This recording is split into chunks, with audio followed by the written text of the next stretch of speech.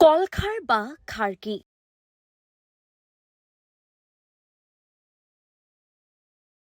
কিয় অসমীয়াসকলক খাৰ খোৱা বুলি কোৱা হয়?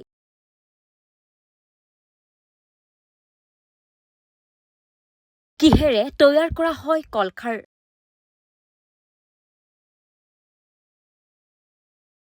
কলখাৰৰ আছে বহু উপকাৰিতা, বহু অপকাৰিতা। জানিবলৈ সম্পূৰ্ণকৈ চাওক এই প্ৰতিবেদন।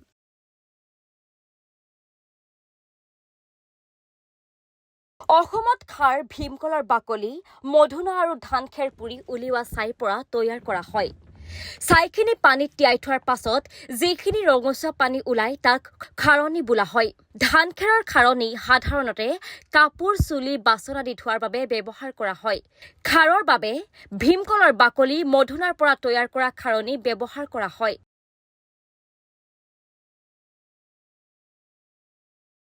খাৰণী দি ৰন্ধা খাদ্য অসমীয়া লোকৰ প্ৰিয় খাদ্যসমূহৰ ভিতৰত অন্যতম।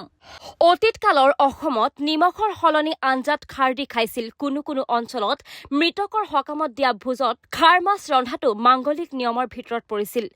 আগৰ দিনত নিমখ সততে পোৱা নগৈছিল বাবে নিমখৰ মূল্য বহুত বেছি আছিল। তেতিয়া সাধাৰণ মানুহে লোণৰ সলনি খাৰণী ব্যৱহাৰ কৰিছিল।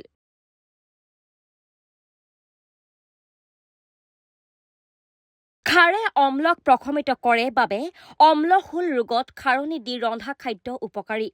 খাৰণী দি ৰন্ধা খাদ্যত হালধি দিলে ৰঙচুৱা বা মুগা বৰণৰ হয়। সেয়ে খাৰণী দি ৰন্ধা খাদ্যত হালধি সাধাৰণতে নিদিয়ে। অসমীয়াসকলক খাৰ খোৱা বুলি কোৱা হয়। অতীতত অসমীয়াসকলৰ ভিতৰত বিশেষকৈ আৰ্যসকলে নিমখৰ সলনি খাবৰ বাবে তৈয়াৰ কৰা আঞ্জাত খাৰ দি খাইছিল। তেতিয়ালৈকে অসমীয়া সমাজত খাৰ এক খাদ্যজাত সামগ্ৰী হিচাপে জনপ্ৰিয় হৈ উঠে আৰু এই অভ্যাসেই অসমীয়াসকলক খাৰ খোৱা অসমীয়াত পৰিণত কৰে।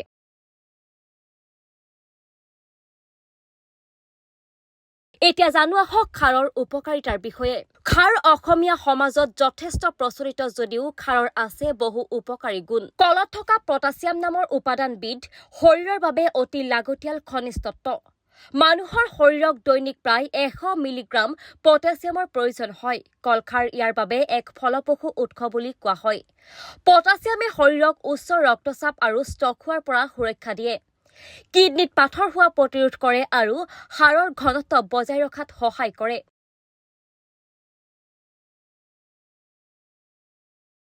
কলৰ ছাইৰ পৰা চাবোন বা অন্য ডিটাৰজেণ্ট তৈয়াৰ কৰা হয়। চীন, জাপান আৰু আমেৰিকাৰ দৰে উন্নত দেশত হোৱা গৱেষণা অনুসৰি মাতৃৰ গৰ্ভাৱস্থাত খাৰ বা খাৰণীৰ পানী অতিকৈ প্ৰয়োজন। খাৰে গৰ্ভাৱস্থাত দেখা দিয়া মৰ্নিং চিকনেছ আঁতৰ কৰে। খাৰ খোৱা মহিলাৰ প্ৰসৱ সহজে হয়। খাৰ খোৱা মহিলাৰ যথেষ্ট মাতৃদুগ্ধ উৎপন্ন হয়।